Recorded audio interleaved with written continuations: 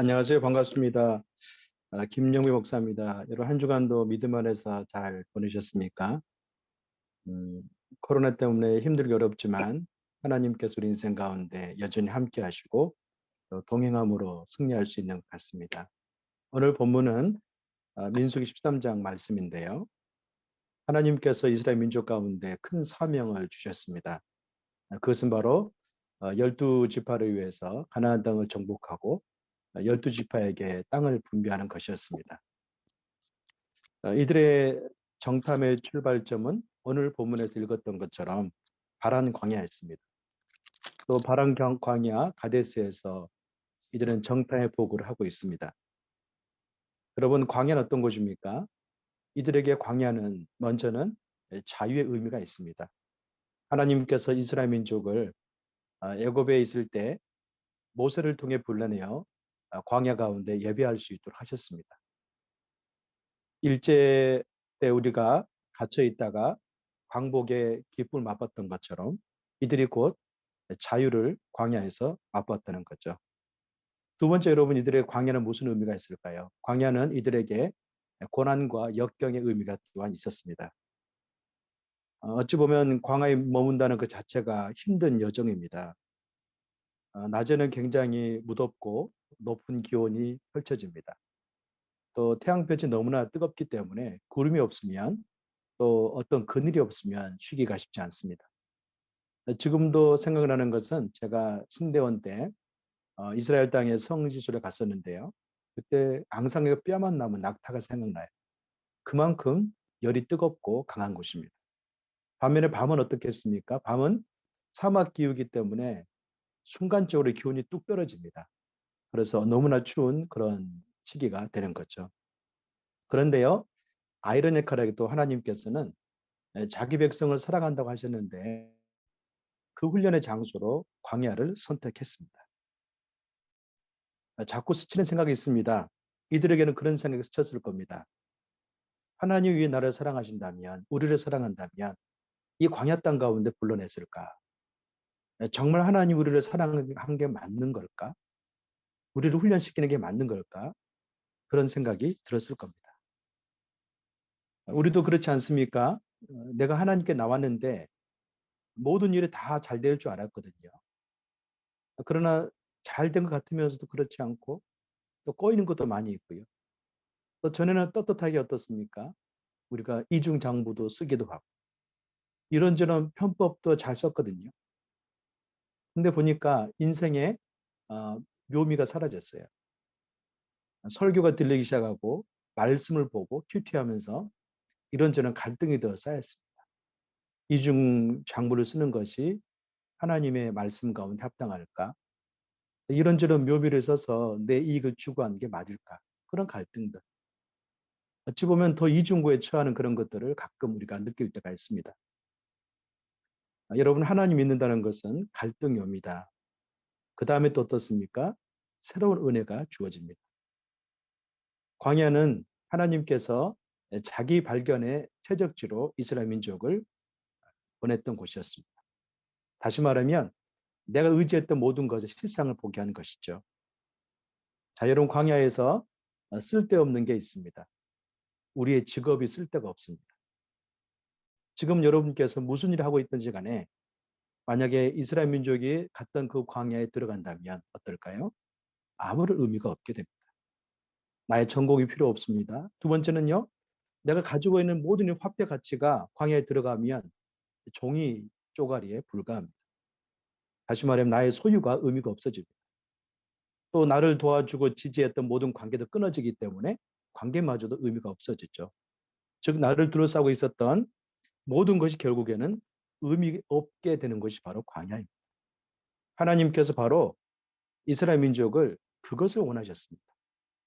나를 만들었고 내가 이것 때문에 존재한다는 근거를 다 끊어버린 거죠. 어떤 전공이라든지 어떤 관계라든지 어떤 소유를 다 끊어버리게 했습니다. 때로 우리는 이스라엘 민족처럼 팔레스타인의 광야 지역은 가지 않지만 우리 인생 가운데 광야를 만날 때가 종종 있죠. 가장 소중한 것을 잃어버리고 그 후에 가장 값진 것을 발견할 때가 있다고 사람들은 고백합니다. 어떤 분 같은 경우는 인생에 질병의 광야를 만나서 그런 고백을 하는 것을 종종 듣습니다. 질병을 만났을 때 제일 처음에는 내가 돈이 있고 또 좋은 관계의 사람들을 통해서 의사를 만날 수 있기 때문에 잘 될 줄 알았는데 그 병의 중함이 너무나 크다 보니까 병도 관계도 필요 없고 돈도 필요 없어요. 여러분 그 광야에 들어가 본 적이 있습니까? 또 한 가지는요. 관계의 광야에 들어가. 관계가 다 끊어졌어요. 더 이상 내가 어떤 지탱할 만한 관계가 없습니다. 또 한 가지는요. 소유의 관계가 소유가 다 끊어졌습니다. 그래서 소유의 광야에 들어간 분도 종종 있습니다. 사랑하는 여러분, 이 광야를 통해서 우리에게 한 가지 주어진 질문이 있는데, 기존의 질서 가지고서는 내가 의미가 없구나. 그겁니다. 하나님께서는 이스라엘 민족 가운데 광야로 부른 이유가 바로 그것이었습니다. 기존의 질서 가지고는 내가 더 이상 살 수 없다는 것. 그리고 나는 기존 질서를 벗어나고 보니까 아무런 존재의 의미가 없다는 것. 그것을 발견하기 위해서 하나님이 이스라엘 민족을 광야로 불렀습니다. 여러분, 이들에게 이제 한 가지만 필요할 뿐입니다. 뉴 노멀입니다. 새로운 질서, 새로운 규범을 통해서 자기를 찾을 때만이 의미 있는 존재가 된다는 것을 발견하기 위해서 광야에 내쳤던 것입니다. 실상은 예수 믿는다는 것은요, 갈등하는 것이죠. 영적인 물결이 내게 새롭게 닥쳐왔을 때 우리는 많은 갈등을 겪게 됩니다. 그래서 영적인 성장 과정대 보면요, 필연적으로 갈등이 옵니다. 자, 그 다음에 뭐가 올까요? 해체 시기가 있습니다. 철저하게 나를 해체하는 겁니다. 다시 말하면 의미 있던 나를 의미 없는 존재로서 해체하는 그런 과정이 있습니다. 해체를 잘하는 사람은 어떨까요? 하나님 말씀이란 뉴 노멀 가운데 자기를 다시 세팅해 가는 거죠. 그 순간에 그 사람은 하나님의 가치 안에서 믿음으로 엄청난 일을 감당할 수 있는 영적인 사람이 되는 것입니다. 오늘 본문에 보면 중요한 것들이 몇 가지가 있는데요. 하나님께서 이스라엘 민족들 가운데 이제 그러한 작업을 하고 있는 것을 볼 수가 있죠. 먼저 26절과 27절 말씀을 같이 한번 읽어보겠습니다. 26절, 27절입니다. 함께 읽습니다. 시작. 그들이 바란 광야의 가데스에 있는 모세와 아론과 이스라엘 온 회중에게로 돌아왔습니다. 거기서 그들은 모세와 아론과 온 회중에게 보고했고 그 땅의 열매를 보여주었습니다. 그들은 모세에게 이렇게 보고했습니다. 당신께서 우리를 보내신 그 땅에 우리가 들어갔는데 그곳은 적과 꿀이 땅입니다. 거기서 나오는 열매가 있습니다. 자, 여러분, 26절과 27절 같은 경우는 정탐했던 그 땅에 대한 긍정적인 팩트를 이야기해주고 있습니다. 어떤 사실입니까? 아주 풍족하고 객관적으로 정말 쓸모있는 땅입니다. 그렇게 이야기하고 있죠. 이 객관적인 보고 같은 경우는요, 아무런 흠이 없습니다. 이들은 제대로 보고 왔습니다. 그러나 문제는 뭐냐면 이 이후에 개인적인 보고가 나오는데 그때 이제 문제가 터지기 시작합니다. 먼저 28절과 29절을 한 번 더 읽어볼까요? 오늘 본문 28절, 29절입니다. 함께 읽겠습니다. 28절과 29절 시작. 그런데 거기 사는 사람들은 힘이 세고 그 성들은 튼튼한 데다가 엄청나게 큽니다. 게다가 거기서 아낙 자손들을 보았습니다. 네게부 지방에는 아말렉 사람들이 살고 있었고 헷 사람들과 여부 사람들과 아모리 사람들은 산지에 살고 있었습니다. 그리고 가나안 사람들은 바닷가와 요단강을 따라 살고 있습니다. 여러분, 28절과 29절 같은 경우는 어찌 보면 실상을 이야기하고 있지만 또 이들에게는 어떻습니까? 부정적인 그런 것도 하고 있는 것을 보게 돼요. 30절을 제가 읽어보겠습니다. 그때 갈렙이 모세 앞에서 백성들을 진정시키면서 말했습니다. 우리가 올라가 그 땅을 점령하는 것이 좋겠습니다. 우리는 분명히 할 수 있습니다. 그렇게 말합니다. 자, 여러분 어떻게 우리가 생각할 수 있냐면 28절, 29절 같은 경우는 굉장히 부정적인 평가를 내리고 있는 것이고 또 30절 같은 경우는 여호수아와 갈렙이 이들의 목소리를 멈추고 있습니다. 아닙니다. 진정시키고 있죠. 우리가 올라가 그 땅을 점령하는 것이 좋겠습니다. 우리는 분명히 할 수 있습니다. 그렇게 선포합니다. 심리학자인 최인철 씨가 프레임이라는 책을 썼습니다. 그 내용을 보면요. 이 프레임이 무엇인가를 설명해 주고 있는데요. 그럼 프레임은 뭘까요? 프레임은 창문의 틀이라고 이야기하죠. 또 한 가지는 안경이라고 이야기도 합니다. 그 안경 속에 있는 유리 색깔이라고 할까요? 네, 그 정도 프레임으로 이야기할 수가 있어요. 우리가 프레임이 무엇인가 하려고 했을 때 이 책에 보면 한 가지 좋은 예가 나오는데요. 핑크 대왕 퍼시 이야기가 나옵니다. 이 사람은 굉장히 핑크색을 좋아했습니다. 그래서 이 왕이 신하들에게 이야기해서 내 눈에 모두 보이는 모든 것은 핑크색이 되게 하라 그랬어요. 그랬더니 신하들은 왕이 있는 왕국의 모든 것들을 핑크색으로 다 칼라로 색칠했습니다. 그러니까 심지어 어떤 양떼가 나오면 양떼 새끼를 바로 핑크색으로 칠했어요.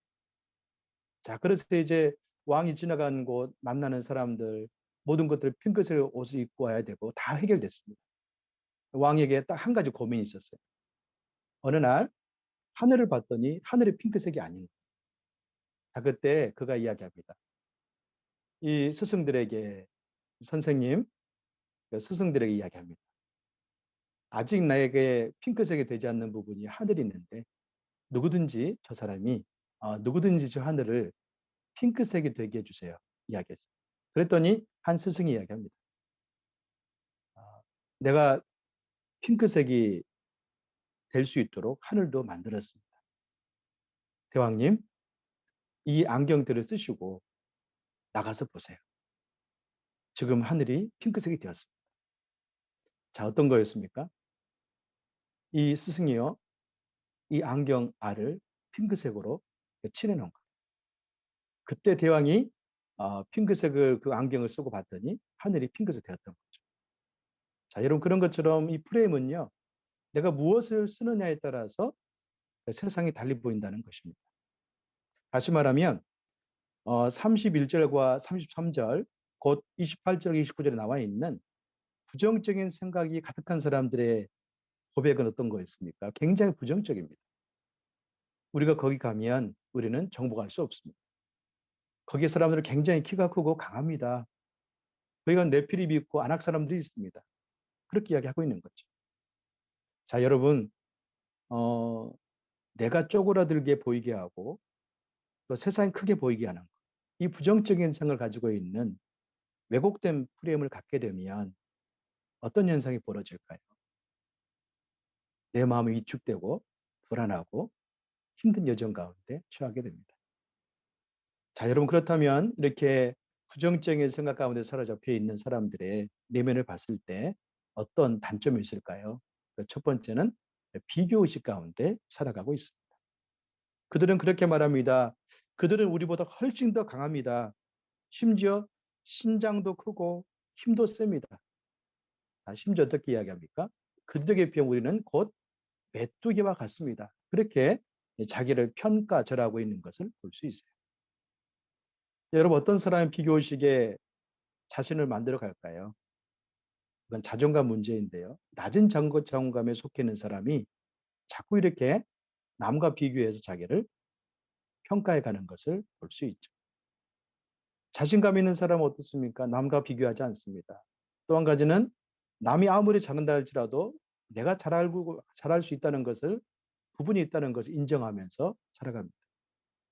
사랑하는 여러분, 다윗은요 똑같은 상황 가운데도 그는 낮은 자존감 가운데 비교하지 않았습니다. 자, 여러분 다윗과 골리앗의 싸움을 기억하십니까? 만약에 다윗이 낮은 자존감 가운데 늘 비교가 살았다면 그는 골리앗과 싸울 때 엄청난 자기 연민과 자기 낮아진 가운데 있었을 겁니다. 그러나 그는 하나님이 신앙하면서 그렇지 않았습니다. 사무엘상 17장 4절 말씀인데요. 제가 한번 읽어보겠습니다. 너는 칼과 창과 단창으로 내게 오거니와 나는 만군의 여호와의 이름으로 내게 가노라. 그렇게 말씀입니다. 자, 여러분 기억해 보세요. 다윗은 칼과 창과 탄창이 없죠. 이 모든 것들이 자기의 단점으로 여길 만도 하지만 다윗은 그렇지 않았습니다. 나는 이런 것들은 없지만 만군의 여호와 이름이 나와 함께하기 때문에 그 이름으로 너를 물리칠 수 있다. 너를 물리칠 수 있다고 그렇게 고백하며 나갔습니다. 사랑하는 성도 여러분, 우리가 상황을 봤을 때는 진지하게 나의 약함과 나의 나약함이 보이기 마련이죠. 그러나 중요한 것은 뭐냐면 다윗처럼 만군의 여호와 이름으로 내가 나가서 승리할 수 있다. 그 믿음의 고백이 어떻습니까? 나를 비교 의식 가운데서 벗어나게 할 수 있다는 거죠. 두 번째는요. 이 왜곡된 프레임에 빠진 사람들을 보면요. 해피 프레임에 빠져 있습니다. 이 해피 프레임은 무엇입니까? 이미 적을 크게 보고 난 나머지 나를 자꾸 물러가게 하는 거예요. 여러분, 해피 프레임에 빠져 있는 사람은요. 자신을 보호하는 일에 최우선입니다. 다시 말하면 더 이상 남의 필요를 보지 못해요. 어떤 의미입니까? 인생은 어떤 위협을 무릅쓰고 도전했을 때 승리할 수가 있습니다. 다시 말하면 성공한 사람이나 실패한 사람이나 똑같이 위험 요소는 인생 가운데 있다는 것. 그러나 어떤 사람 같은 경우는 그 위험 요소 가운데 회피하지 않고 도전을 통해 결과를 만들어냅니다. 자, 그런데요. 항상 이렇게 실패를 맛보는 사람 보면 이 회피 프레임 가운데 갇혀 있어요. 해피 프레임 가운데 갇혀 있으면 어떨까요? 항상 뒤로 물러가게 되고요. 결국에는 아무것도 성취를 못하는 것을 볼 수가 있습니다. 그러나 오늘 본문 30절의 말씀 보면요. 다른 사람들이 있었습니다. 30절 말씀을 같이 한번 다시 읽어보겠습니다. 오늘 본문 30절입니다. 같이 읽겠습니다. 시작. 그때 갈렙이 모세 앞에서 백성들을 진정시키면서 말했습니다. 우리가 올라가 그 땅을 점령하는 것이 좋겠습니다. 우리는 분명히 할 수 있습니다. 자, 여러분 생각해 보십시오. 10명은 회피 프레임에 있었다면 이들은 어떤 프레임 가운데 있습니까? 긍정적인 마음이죠. 접근 프레임에 갇혀 있습니다. 접근 프레임으로 고백하고 있습니다. 이것은 긍정적인 겁니다. 그때 갈렙이 모세 앞에서 백성들을 진정시키면서 말했습니다. 우리가 올라가 그 땅을 점령하는 것이 좋겠습니다. 우리는 분명히 할 수 있습니다. 문제 앞에서 회피하는 것이 아니라 접근하고 있습니다. 가면 좋겠습니다. 할 수 있습니다. 그렇게 이야기하고 있다는 거죠. 이처럼 회피 프레임은 자기를 보호하는 것에 치우쳐 있다면 접근 프레임은요. 보상에 관한 결과를 기대하고 있습니다. 자, 무엇입니까? 내가 만약에 가나안 땅에 가서 그 땅을 점령하고 이긴다면 아홉 집합 반에게 있지 않는 땅의 분배가 있을 것이라고 예상하고 있는 거죠. 이들은 어디에 눈이 가 있습니까? 승리의 눈이 가 있습니다. 결과에 눈이 가 있다는 거죠. 사랑하는 성도 여러분, 히브리서 기자는 믿음을 가진 자에 대해서 그렇게 이야기합니다. 제가 한번 히브리서 10장 38절과 39절을 읽어보겠습니다. 들어보시기를 바랍니다. 나의 의인은 믿음으로 말미암아 살리라. 또한 뒤로 물러가면 내 마음이 그를 기뻐하지 아니하리라 하셨느니라. 우리는 뒤로 물러가 멸망에 빠질 자가 아니요 오직 영혼을 구원하며 이르는 믿음을 가진 자입니다. 자, 여러분 무엇을 말씀하고 있습니까? 나의 의인은 믿음으로 말미암아 살 것이다. 뒤로 물러가면 내 마음이 기뻐하지 않을 것이다. 우리는 뒤로 물러가 침륜, 멸망에 빠질 자가 아니라 오직 영혼을 구원하며 이르는 믿음을 가진 자다. 그렇게 말씀하고 있는 것이죠. 여러분 하나님께서 누구를 지지하고 있습니까? 요수아와 갈렙을 지지하고 있습니다. 우리는 누구 후예일까요? 요수아와 갈렙의 후예입니다. 하나님께서 저와 여러분에게 이런 믿음을 주셨습니다. 그래서 우리가 믿음으로 선포하고 기도하고 나간다면 하나님은 우리를 통해서 엄청난 당신의 역사를 일으킬 수 있다는 것을 말씀하고 있습니다. 여러분 여호수아는 누구였습니까? 여호수아는 신앙의 프레임으로 자기 인생을 살았던 사람이었습니다. 그의 대표적인 말씀이 여호수아서 24장 15절 말씀입니다. 제가 한번 읽어보겠습니다. 만일 여호와를 섬기는 것이 너에게 좋지 않게 보이거든 너희 조상들이 강 저편에서 섬기던 신들이든지 또는 너희가 거주한 땅에 있는 아모리 족속의 신들이든지 너희가 섬길 자를 오늘날 택하라. 오직 나와 내 집은 여호와만을 섬기겠다. 그렇게 이야기했습니다. 그래서 여호수아는요. 여호와를 통해서 하나님을 통해서 당신 인생 가운데 엄청난 역사를 이루었습니다. 또 한 가지는요. 여호수아는 어떤 사람이었는가? 여호수아서 1장에 보면요. 오직 여호와의 말씀을 주야로 묵상하는 인생을 살았습니다. 자, 결국에는 접근 프레임, 인생의 긍정을 가져오는 그 길목 가운데 여호수아에게는 하나님 말씀을 섭취하는 그런 영적인 훈련이 있었다는 것을 오늘 이야기해주고 있는 거죠.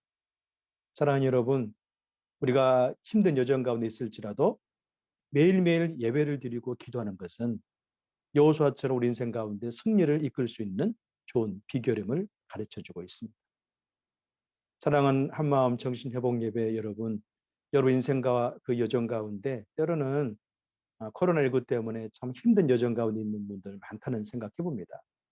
그러나 중요한 것은 뭐냐면 하나님께서 힘든 여정 가운데 광야의 이스라엘 백성들을 있게 했던 것이 결코 죽음의 장소가 아니라 회복의 장소요, 영적인 사람 만들려고 했던 장소였던 것처럼 나의 지금 현 처지가 주님만 바라볼 수만 있다면 하나님은 우리를 새롭게 할 수 있다는 것을 보여주고 있는 것이죠. 두 번째로 갈렙을 통해서는 어떤 걸 배울 수 있습니까? 갈렙은 비전 프레임을 가지고 살았습니다. 갈렙은 정탐의 보고 때도 긍정적으로 이야기했지만 그 인생 가운데도 끊임없이 때로는 억울하고 때로 힘들 때도 있었습니다. 그러나 그는 어떻습니까? 이 산지를 내게 주소서 그렇게 고백하죠. 여호수아서 14장 10절과 12절 말씀을 제가 읽어보겠습니다. 이제 보소서 여호와께서 이 말씀을 모세에게 이르신 때로부터 이스라엘의 광야에서 방황한 이 45년 동안은 여호와께서 말씀하신 대로 나를 생존하게 하셨나이다. 오늘 내가 85세로 돼 모세가 나를 보내던 날과 같이 오늘도 내가 여전히 강건하니 내 힘이 그때나 지금이나 같아서 싸움에나 출입에 감당할 수 있습니다. 그날의 여호와께서 말씀하신 이 산지를 지금 내게 주소서. 당신도 그날에 들었거니와 그곳에는 아낙 사람들이 있고 그 성읍들은 크고 견고할지라도 여호와께서 나와 함께 하시면 내가 여호와의 말씀하신 대로 그들을 쫓아낼 수 있으리이다. 여러분 갈렙이 어떻습니까? 갈렙은요 나이가 들음에도 불구하고 비전을 따라서 선포하고 올라가겠다고 이야기하고 있어요. 어찌 보면 갈렙은요 그런 마음도 가졌을 거예요. 내가 얼마나 이 정복 전쟁 가운데 피를 흘리고 수고했는데 나와 우리 지파 가운데 배정된 땅이 이것밖에 안 됩니까? 실망스럽습니다. 그렇게 이야기할 수도 있었겠죠. 그러나 갈렙은요 그렇지 않았습니다. 내가 가서 취하겠습니다. 이 산지를 내게 주십시오. 도리어 비전을 보고 달려가는 것을 볼 수가 있습니다. 사랑하는 성도 여러분, 우리에게 필요한 것이 무엇일까요? 비전입니다. 우리는 내가 병들었고 내가 상처를 받았고 내가 이렇게 억울한 가운데 처해 있는 것은 누군가의 잘못이 있었기 때문이라 하소연할 수 있는 충분한 이유가 있을 수 있습니다. 그러나 그 충분한 이유를 찾다 보면 내 인생에 너무나 소중한 시간을 잃어버리게 됩니다. 원수 갚는 것, 상처를 내가 주는 것은 하나님께 맡기면 됩니다. 그리고 나는 다만 갈렙처럼 내게 남겨져 있는 사명을 감당하기 위해서 나간다면 나도 모르는 사이에 긍정의 마음으로 바뀌게 됩니다. 도리어 나에게 상처를 주고 어렵게 했던 사람이 있기 때문에 내가 더 기도하고 몸부림치게 되었고 하나님 사람이 될 수 있었구나. 그런 고백을 할 수 있을 겁니다. 우리도 지금 하나님께 주신 코로나19란 광야에 머물러 있습니다. 그러나 이 낯선 광야는 훈련의 땅입니다. 훈련에는 목적이 있겠죠. 우리가 하나님의 사람으로 만들어가기 위한 하나님의 목적이 있습니다. 여러분은 누구입니까? 10명입니까? 2명입니까? 광야는 우리에게 죽으라고 베푼 땅이 아닙니다. 도리어 광야는 기존의 질서로 어떤 소유라든지 인간적인 관계라든지 이런저런 보이는 것 가운데 내 인생에 좌지우지되는 것이 아니라 하나님 때문에 살 수 있다는 소망을 가르쳐 주기 위해서 하나님이 베풀어 주신 땅입니다. 사랑하는 성도 여러분, 여러분 인생 가운데 코로나19라는 광야에 머물러 있을 때 여호수아와 갈렙처럼 믿음의 고백을 하시기를 바랍니다. 또 한 가지는 비전의 프레임 가운데 여러분 인생을 만들어 가길 바랍니다. 저는 일찍부터 한 가지 제가 처음 예수 믿을 때부터 고백한 게 있습니다. 사명 있는 자는 결코 죽지 않는다. 그 사명이 다하기까지 하나님이 우리 인생을 지킬 것이고 강건하게 나갈 겁니다. 매일매일 기도를 통해서 우리 안에 이런 믿음의 고백과 역사와 열매가 있기를 주님의 이름으로 축원합니다. 아멘. 같이 기도하겠습니다. 시간 같이 기도할 때 여러분 있는 자리에서 가슴에 손을 얹으시기를 바랍니다. 이 시간 같이 한번 기도하고 싶은 것은 하나님, 내가 지금 홀로 예배드리고 있는 이 장소, 코로나19 때문에 갇혀있는 광야입니다. 그러나 주님, 이 광야는 하나님이 당신을 바라봄으로 말미암아 내 영혼이 새롭게 하고 목적에 부합한 자가 되기 위한 훈련의 장소입니다. 더 이상 홀로 있을 때 울지 않게 도와주시고 절망과 좌절 가운데 있지 않게 도와주시고 살아계신 하나님 아버지를 만남으로 말미암아 비전 프레임으로 내 인생을 만들어갈 수 있도록 하나님 아버지 은혜를 부어 주시옵소서. 주님, 내가 큐티하고 말씀 볼 때마다 성령으로 기름 부어 주시옵시고 또 90일 새벽 예배 우리 가정에서 드릴 때마다 하나님의 살아계심을 체험할 수 있도록 주여 역사에 주시옵소서. 하나님 내게 말씀과 성령으로 충만하게 해주셔서 비전으로 일어나게 해 주시옵소서. 그냥 같이 한번 있는 장소에서 소리내어 기도합니다. 기도하겠습니다. 할렐루야. 살아계신 하나님 아버지, 하나님의 귀한 사랑과 은혜를 진실로 감사합니다. 아버지 하나님, 우리 인생 가운데 정말로 우리가 하나님과 더불어서 날마다 믿음으로 승리할 수 있도록 도와주시옵시고 코로나19란 광야의 한복판에 저희들이 서 있습니다. 주님, 이스라엘 민족 가운데 광야는 생명으로 변화를 일으키는 곳이었습니다. 마치 그런 것처럼 매일매일 탐색 우리가 살아계신 하나님 아버지를 경험할 수 있도록 도와주시고 하나님 안에 날마다 주님과 더불어 승리하는 삶을 살 수 있도록 주가 친히 역사해 주시옵소서. 우리 한마음 절친 예복 예배 하나님께 사랑하는 성도님들 한 분 한 분을 주가 친히 축복하여 주시옵시고 어느 누구도 이 땅의 소유요 인간적인 관계요 어떤 전공에 머물러 있는 것이 아니라 진정으로 내가 있게 하는 하나님과 깊은 관계 속에서 날마다 승리하는 삶을 살 수 있도록 하나님 아버지 역사에 주시옵소서. 살아계신 하나님 아버지, 우리가 여호수아와 갈렙처럼 하나님께 믿음으로 고백하고 하나님께 믿음으로 도전과 또 비전의 프레임으로 살기를 원합니다.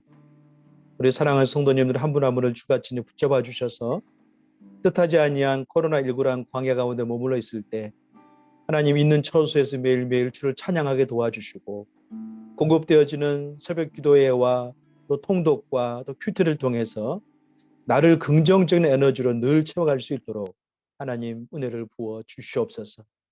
아버지 하나님, 우리 성도님 가운데 행여나 내게 상처를 준 사람들, 그 환경들 때문에 원망하거나 미워하거나 어려운 가운데 있는 분들이 있습니까? 그러나 주님, 이 모든 원수 갚는 것은 하나님께 맡기게 도와주시옵시고 오직 그들을 용서하며 품게 하시고 또 도리어 하나님의 그 비전을 따라 날마다 승리하는 새로운 길을 갈 수 있도록 하나님 아버지 은혜를 부어 주시옵소서. 주께 모든 것을 의탁하며 예수님의 이름으로 기도합니다. 아멘.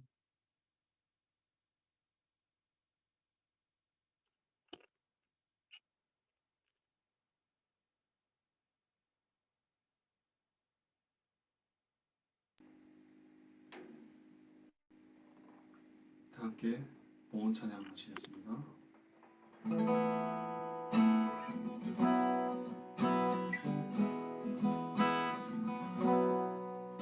주 선한 능력을 많으시네 그 크신 팔로 날 붙드시네 절망 속에도 흔들리지 않고 사랑하는 주 얼굴 보하리 이전의 괴로운 날에 워사고 고난의 길을 걷는다 해도 주님께 모두 맡긴 우리 영혼 끝내 승리의 날을 맞으리 선한 능력으로 일어서니 주만을 의지하리 믿음으로 우리 고대한에 주 오실 그날 영광의 새날을 맞이하리 영광의 새날을 맞이하리 영광의 새날을 맞이하리 살아계신 하나님 아버지, 하나님 아버지의 귀한 사랑과 은혜를 진실로 감사합니다. 우리의 매일의 삶 속에 주님께서 동행하여 주셔서 하나님 말씀으로 살아갈 수 있도록 은총을 베풀어 주시옵시고, 내가 홀로 있지만 홀로 있는 것이 아니고 하나님이 함께한다는 그 확신과 믿음으로 살아갈 수 있는 은혜 감사해서 귀한 예물을 주 앞에 드립니다. 드리는 손길을 축복하여 주시옵시고, 이를 통해 하나님 아버지 놀라운 역사를 이루어 주시옵소서. 이제는 우리 구주 예수 그리스도의 은혜와 하나님 아버지의 크신 사랑과 우리 인생 가운데 늘 동행하시는 성령의 역사하심이 오늘 선포된 말씀처럼 이제 하나님의 그 살아계심을 바라보고 10명이 아니라 2명의 믿음의 긍정적인 보고 또 비전의 프레임으로 하나님 안에 승리의 삶을 살았던 것처럼 그렇게 살기 원하는 사랑하는 성도님들 머리와 선교사님들 머리 위에 아버지의 진정한 사랑이 필요한 저 북녘 땅 위에 이제부터 영원까지 함께하기를 간절히 축원하옵나이다.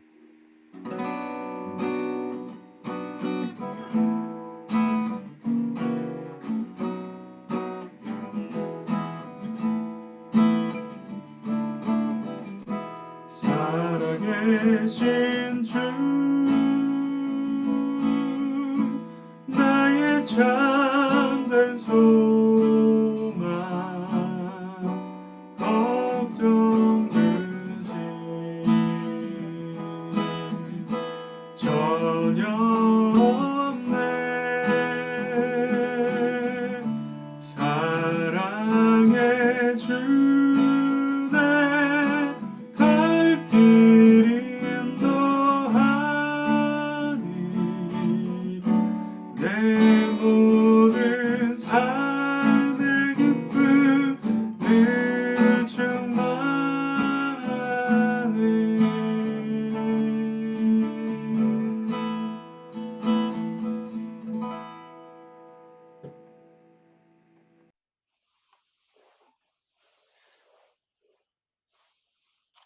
네, 잠깐 제가 그 나눔의 주제 한번 읽어드리겠습니다. 이번 주에 각순에서 나눌 주제인데요. 제가 한번 읽어보겠습니다. 12정탐꾼의 보고를 보면 여호수아와 갈렙은 하나님의 눈으로 그 땅을 정탐했습니다. 그러나 10명은 인간의 눈으로 그 땅을 보았습니다. 결과는 아주 크게 다릅니다. 여호수아는 신앙의 눈으로 기도하면 된다는 생각했습니다. 또 갈렙 역시 신앙의 눈으로 비전을 갖게 되면서 진취적인 삶을 살았습니다. 똑같은 현실임에도 2명은 신앙의 눈으로 승리를, 10명은 불신의 눈으로 메뚜기 컴플렉스에 얽매여 괴로워합니다. 여러분은 어디에 속합니까? 나눠보세요. 10명이냐 2명이냐.